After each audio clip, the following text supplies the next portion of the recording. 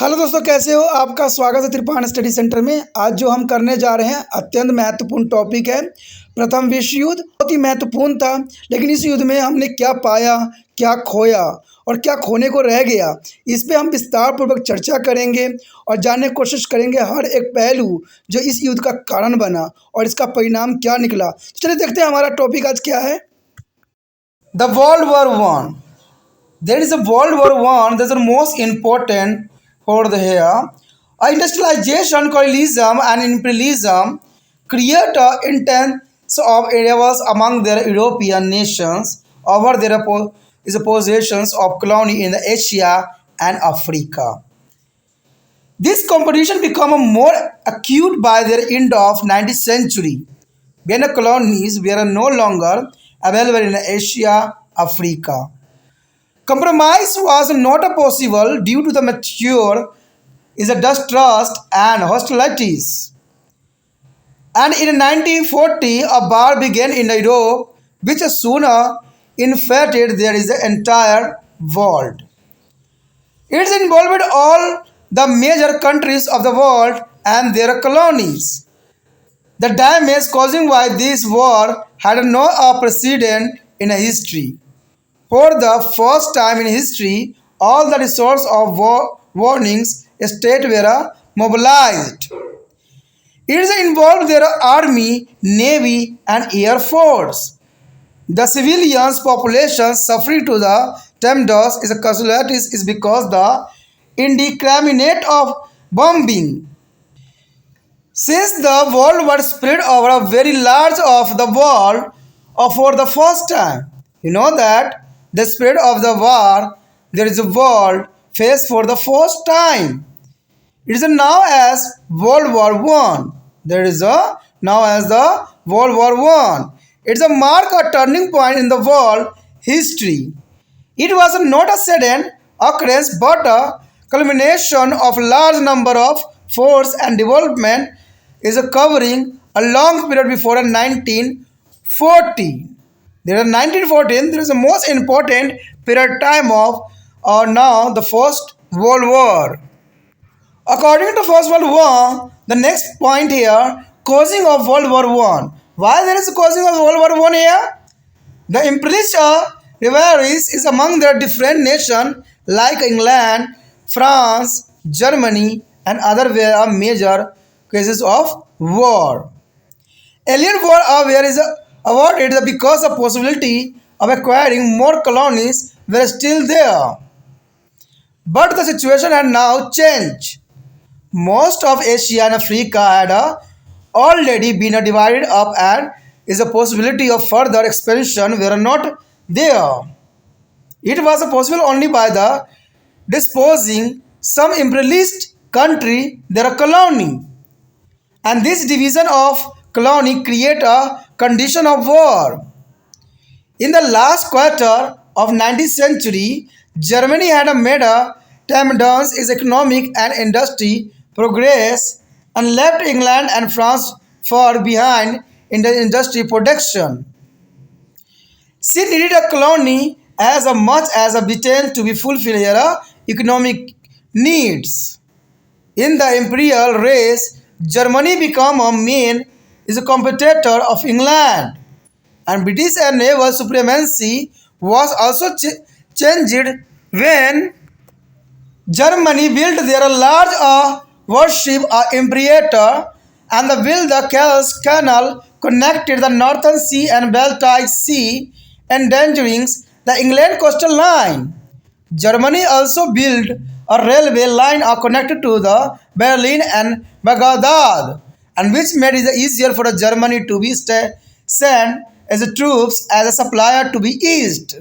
But it posed a threat to be British colonies there. Like Germany, all over the major power of European and Japan also there is a imperialistic ambition. Like Germany, all other major power of Europe and Japan also had their imperialist ambition. Italy, after the unification, wanted to the Tripoli in the North Africa, which under Ottoman Empire. There is Ottoman Empire and France want to be odd Marcos to be a is a conquest in Africa, while the Russia had her ambition in Iran. Japan had there is ambition in the far east where the sea is able to be extend their influence after the Russo-Japanese War of 1905. Russo-Japanese Wars of 1905, there is an important war.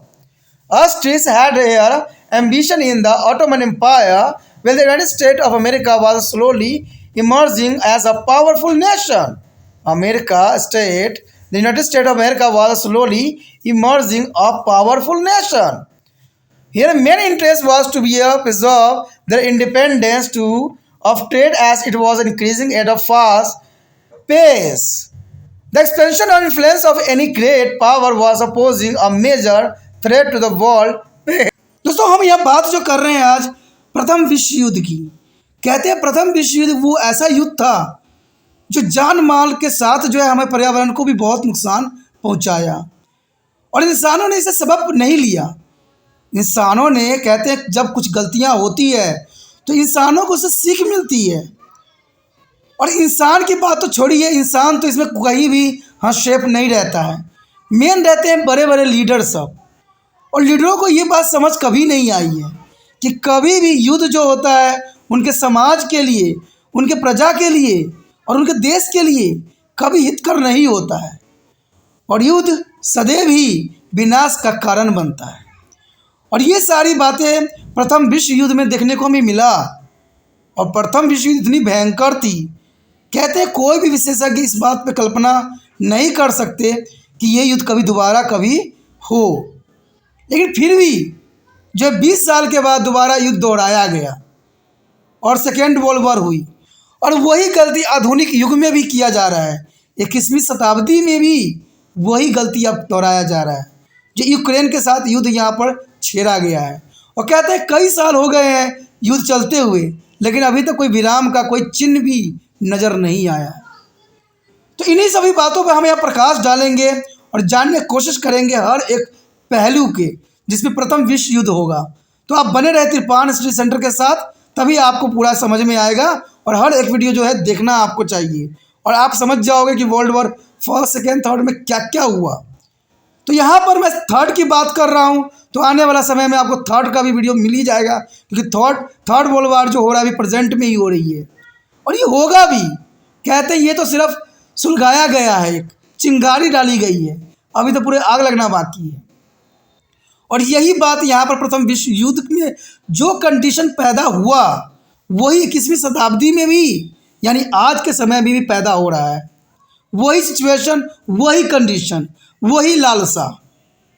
तो चलिए अधिक बात ना करके हम देखें प्रथम विश्व युद्ध किन कारणों से शुरू हुआ और इसका परिणाम क्या निकला और इससे दुनिया को क्या मिला। यदि हम बात करें प्रथम विश्व युद्ध की, कहते हैं औद्योगिकरण और उपनिवेशवाद और साम्राज्यवाद ने एशिया अफ्रीका में उपनिवेश की उनकी संपत्ति पर यूरोपीय देशों के बीच तीव्र प्रतिद्वंदता शुरू कर दी। यानी देखा जाए तो प्रथम विश्व युद्ध के कहीं ना कहीं कारण का जो सूत्रपात हुआ वो औद्योगिकरण के कारण हुआ, उपनिवेशवाद के कारण हुआ और साम्राज्यवाद के कारण हुआ। अब देखिए औद्योगिकरण का अर्थ होता है जो अपने उत्पादन में अधिक से अधिक वृद्धि करना। यानी उस समय इंग्लैंड जो था, कहते हैं पूरे देश से सभी देशों को जो है उपनिवेश बना के वहाँ से कच्चे पदार्थ हासिल करता था और उससे मैन्युफैक्चर करके जो है उन्हीं देशों में भेज देता था।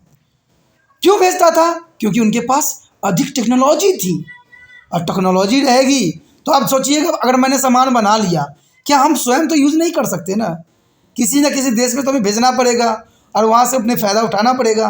तो इंग्लैंड ने ही यही बात किया। इंग्लैंड ने साम्राज्यवाद की नीतियों को अपनाया और कई देशों को जो है उपनिवेश बनाया और अपने औद्योगिकरण के जो समय था उसका सामान जो है पूरे देशों में बेचा। तो आप समझ गए होंगे कि औद्योगिकरण क्या होता है, उपनिवेश क्या होता है। जैसे भारत को भी अंग्रेज़ों ने 250 साल तक जो है उपनिवेश बना के रखा और साम्राज्यवाद का मतलब यही होता है कि अपना साम्राज्य जो है किसी देश में जाके स्थापित करना। और इस समय जो है हर देश इसमें प्रतिद्वंद्वी शुरू हो गई। हर कोई जो है किसी न किसी देश को जो है अपना उपनिवेश बनाना चाहता था और अपना जो है माल खपाना चाहता था। जैसे आज के समय देखिए, चाइना जो है सारे अपना माल जितने भी होते हैं वो इंडिया में खपाना चाहता है। ठीक है, इवन कि अमेरिका भी यही करने के फिराक में है, क्योंकि उनको पता है कि उनके पास सारे संसाधन हैं और इंडिया में अभी संसाधन की कमी है। और देखा जाए तो इंडिया वाले भी वही गलती कर रहे हैं जो उस समय अंग्रेज किया करते थे, यानी जो है विदेशों वालों को भारत में आमंत्रित करना। ऐसे ही राजा महाराजाओं ने भी किया। और आपको पता है कि हमारी राजनीति ऐसी है जहाँ पर तू मैं हमेशा होती ही रहती है। तो वही बात होगी, घर घर का भेदी लंका ढाए, तो लंका ढह जाएगा ऐसे चक्कर में, क्योंकि हमारे देश में पार्टियों में एकता नहीं रहती है। कोई भी घटना घटती उनमें एकता तो रहती नहीं है, सब अपना उल्लू सीधा करने में लगे रहते हैं। और ऐसा ही हुआ था जब राजा महाराजाओं के टाइम था। वहाँ पर मंत्री जो थे अपने आप को राजा बनाने के फेर में रहते थे, और इस वजह से देश से गद्दारी किए और देश जो है 250 सालों तक जो है गुलामी की जंजीरों में जकड़ गया। और वही कंडीशन आज भी देखने को हमें मिल रहा है, राजनीतिक में दिख रहा है। तो चलिए, जो भी है, हमें इस पर अधिक नहीं जानना है। हमें तो ये पता है कि हमारा देश जो है उपनिवेश फिर से बनने में अग्रसर है, क्योंकि विदेशी लोग जो है भारत में आमंत्रित हो रहे हैं और यहाँ पर अपना फैक्ट्री लगा रहे हैं। तो जनरल सी बात है, यहाँ के लोग जो है मजदूर बनेंगे और वहाँ के लोग जो है मालिक बनेंगे। तो हो गया वही सिस्टम जो पुराने समय में था। तो यही हर देश की लालसा होती है। भारत ये कभी नहीं किया कि दूसरे देशों में जो है अपना फैक्ट्री लगाए। अगर ऐसा होता तो भारत शायद आज जो है कहाँ तक पहुँच जाता, इसका कल्पना अभी नहीं कर सकते। लेकिन भारत तो सिर्फ इस्तेमाल करना जानता है दूसरे देशों के बना हुआ सामान। और भारत में जो है दूसरे देशों से सामान आके भारत में मैन्युफैक्चर हो रहा है, तो आज मेड इन इंडिया का नाम दे दिया गया है। कहते हैं जब हमारे देश में क्या टैलेंट नहीं है, क्या हम कोई सामान को बनाने में सक्षम नहीं है? हमारे देश में टैलेंटों की कमी नहीं है। हमारे देश में ऐसे ऐसे नौजवान हैं जो कि कहते हैं बड़े बड़े देशों को जो है चकमा देने के लिए अग्रसर हैं, लेकिन यहाँ को जो नौजवान हैं उनको मौका नहीं दी जाती है, उनके मौका छीन लिया जाता है। और ये सारे नौजवान जो है विदेशों की तरफ रुख कर जाते हैं। कहते हैं जब अपने घर में कोई नहीं पूछेगा तो जनरल सी बात है दूसरे घर में तो जाना ही पड़ता है। तो यही रूल यहाँ पर भी हुआ। कहते हैं उस समय प्रतिद्वंद्विता इतनी बढ़ गई कि यह प्रतियोगिता 19वीं सदी के अंत तक और अधिक तीव्र हो गई। यानी जो प्रतियोगिता थी उपनिवेश बनाने की, कहते हैं 19वीं सदी के अंत तक और अधिक तीव्र होती चली गई। और जब उपनिवेश एशिया और अफ्रीका में न उपलब्ध थे तो कहते हैं समझौता और आपसी अविश्वास और दुश्मनी के कारण संभव नहीं था। और 1914 में यूरोप में जल्द ही पूरी दुनिया से घिरा एक युद्ध हुआ। यानी कहते हैं कि 1914 में यूरोप में जल्द ही पूरी दुनिया से घिरा एक युद्ध हुआ, जिसमें दुनिया के सभी प्रमुख देश और उनके उपनिवेश को शामिल किया गया। इवन कि भारत भी प्रथम विश्व युद्ध में सम्मिलित हुआ था, लेकिन उस समय भारत उपनिवेश था। और इस युद्ध की वजह से नुकसान के इतिहास में कोई मिसाल नहीं थी। यानी इतना नुकसान हुआ जिसका इतिहास में कहीं भी कोई जिक्र नहीं थी। और इतिहास में पहली बार के लिए जो है धृत राज्यों के सभी संसाधन जुटाए गए थे, और इसमें उनकी सेना, नौसेना, वायुसेना शामिल किया गया था। नागरिक आबादी को धनाधूर बमबारी की वजह से जबरदस्त संख्या में दुर्घटना का सामना करना पड़ा। कहते हैं इस युद्ध में जो सबसे अधिक नुकसान होता है तो वो होता है आम नागरिकों की, जो निर्दोष होते हैं, जिनका कहीं भी कोई हाथ नहीं होता, वो लोग मारे जाते हैं। युद्ध तो हमेशा दो विचारों का होता है। युद्ध जो हमेशा होता है दो विचारों का होता है। इसमें नागरिकों का कोई हस्तक्षेप नहीं होता है।